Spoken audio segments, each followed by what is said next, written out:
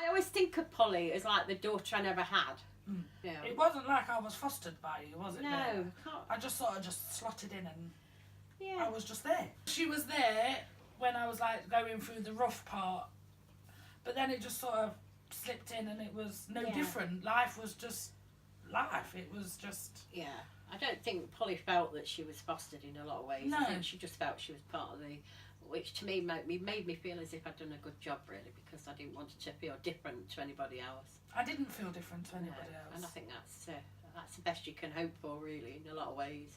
I mean, it's to say, and I think, to me, I always feel as if I had my own children. I haven't got any children. That's why I think coming into fostering was a bit of an alien experience to me at first. But eventually I loved it.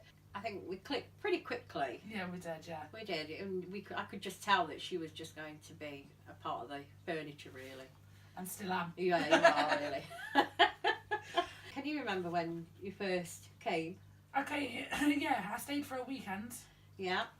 And then I came back a couple of weeks after. That's when I moved in. When I came for the weekend, you asked me how I wanted my bedroom. Yeah, and what bedding I wanted, and we went shopping that weekend to get did. the bedding and everything ready for when I moved in. So that it felt a bit like home when she got there.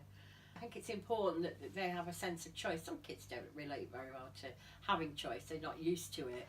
But I think at least giving them the idea that they are, part of the family, they're not just a visitor, helps as well. If you try and make them fit in and slot in as easy as possible. But you even though like doing the fostering, you still spoke to my parents as well, didn't you? Yeah.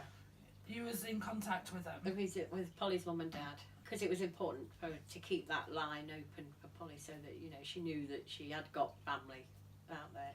Sometimes it's hard, but you do want them to have a sense of family and a sense of where they come from. And I know some kids have had no contact with parents, and you can feel that sense of longing and loss that they've got. So if they've got the opportunity, they have got parents in the background, even though they're not there with them all the time and they don't keep in touch all the time. I think it's important that they are